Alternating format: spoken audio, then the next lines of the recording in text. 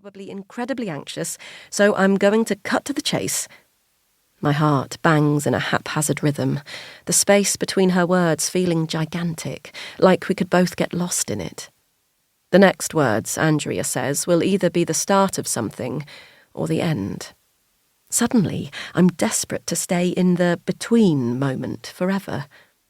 I flick a glance at Charlie, who stares resolutely forward at Andrea, his square jawline hard. I'm delighted to tell you that your application for Izzy has been approved by the panel. Charlie breaks then.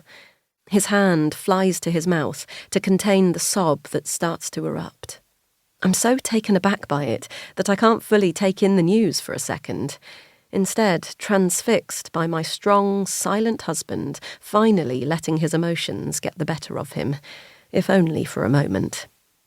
As if aware of my shock, he clears his throat, coughing away the sob, and takes a deep breath, steadying himself. He grips my hand, a controlled smile stretching across his face as he wipes away the rogue tear he wasn't quite quick enough to contain. "We did it," he says to me, his voice now steady. "We finally did it."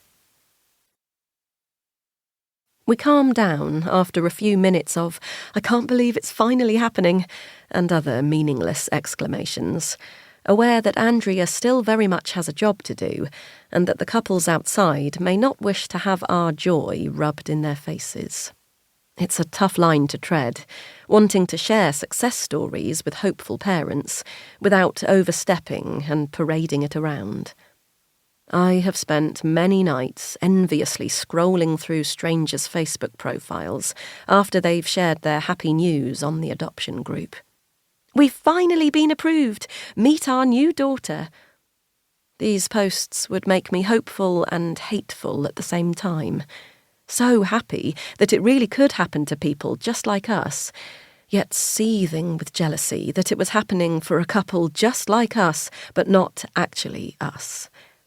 But now it is. Now we are the lucky couple. And isn't that what we deserve, after years of being that poor couple who can't have babies?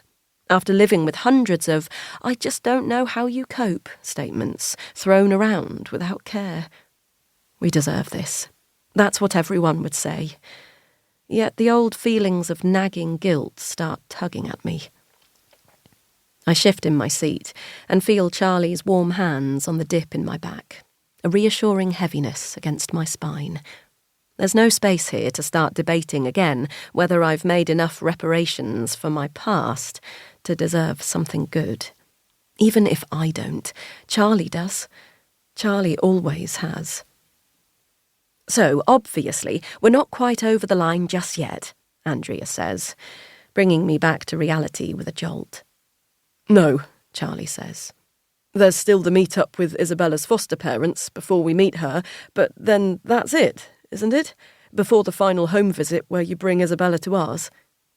Andrea nods, and Charlie looks at me.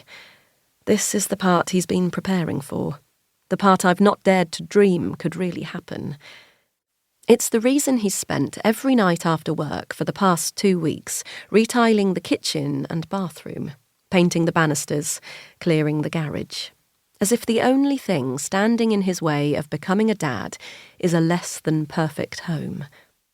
I wish I'd helped him more now, but I couldn't let myself make plans for something I couldn't believe would ever happen and wasn't sure I even deserved. For Charlie, it was more simple, and he was right to hope.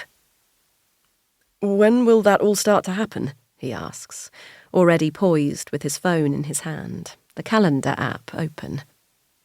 "Well, as you well know, in this process there is usually a bit of a wait, but—" Charlie nods. He's prepared himself for this, too.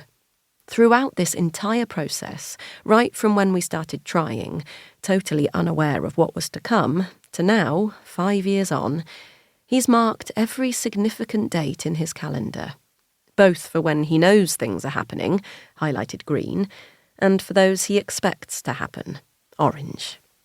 It kept me vaguely sane throughout the IVF process, when all the other women I knew through the fertility forums would complain how in the dark they felt about